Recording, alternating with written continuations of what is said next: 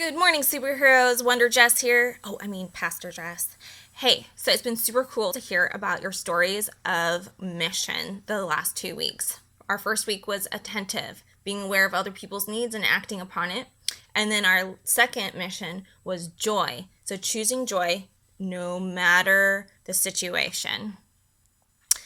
This week, mission number three is peace. Peace invites us or asks us as Christians to fight hatred with love. So Colossians 3:15 says, "Let the peace that comes from Christ rule in our hearts, in your hearts. For as members of one body, we are called to live in peace and always be thankful." So Jesus, he said, "Blessed are the peacemakers, for they will be called children of God." So if you are someone who is actively making peace in this world, people and God will recognize you, that you belong to him.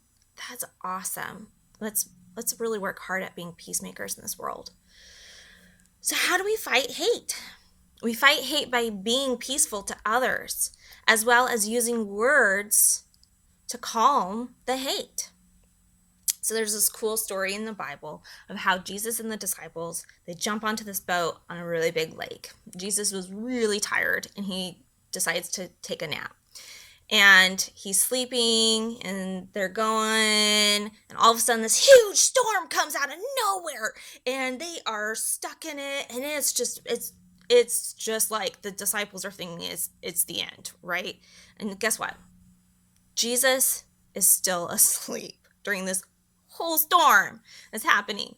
And so the disciples wake him up, and Jesus wakes up and he stands up and he speaks to the storm and he says, "Peace, be still." And guess what? The storm listened and it calmed the storm.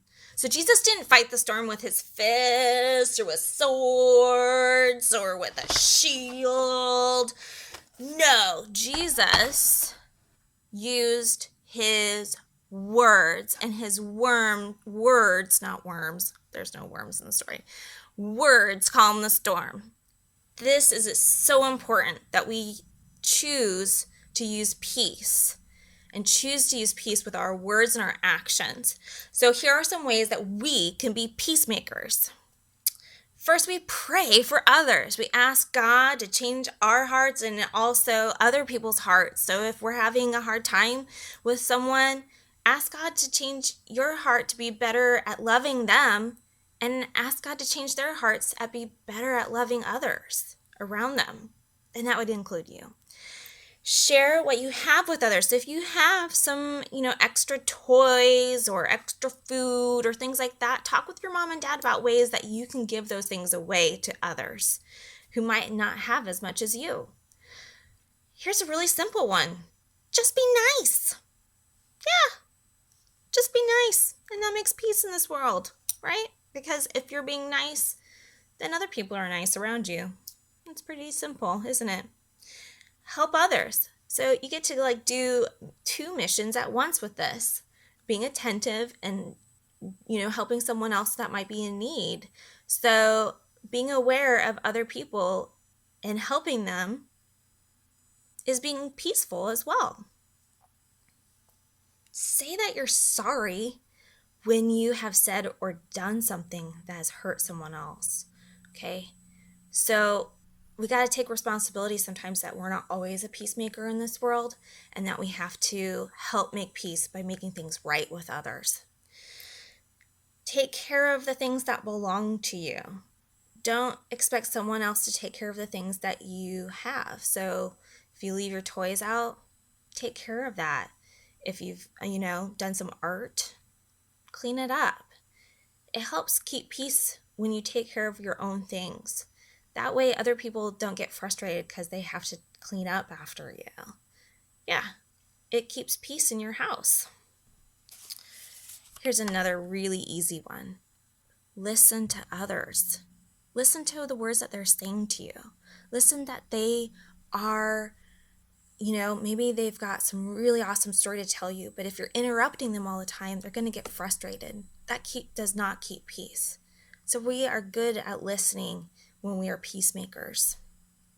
This can also be a part of like taking turns while you're talking, because you know what? Sometimes your words also are helpful in making peace. So, but you have to take a turn talking so that others can be listened to and you can be listened to at the same time.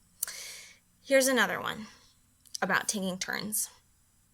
Taking turns with toys. Have you ever gotten into a fight over a toy? Well, maybe we just wait your turn and that would keep peace in your home. Okay? All right, so don't forget to have your parents send me a story of how you have been a peacemaker in this world this week, okay? And I have prizes for you guys. So you can share a story with me, or you can memorize the verse, or you can do both, okay? So here's your memory verse one more time, Colossians 3:15. And I like to do these hand motions to help me remember. So it says, let the peace that comes from Christ rule in our hearts, for as members of one body, you are called to live in peace and always be thankful. Colossians 3:15, okay? All right.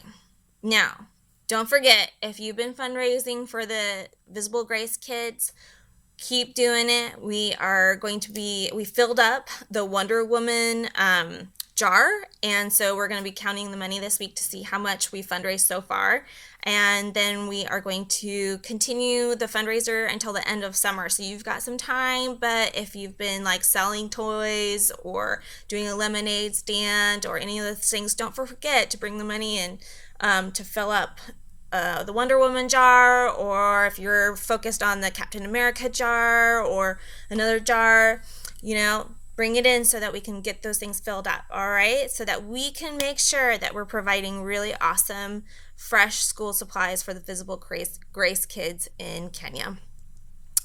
All right, so Jesus came to seek and save the lost. Be peacemakers this week. Go superheroes!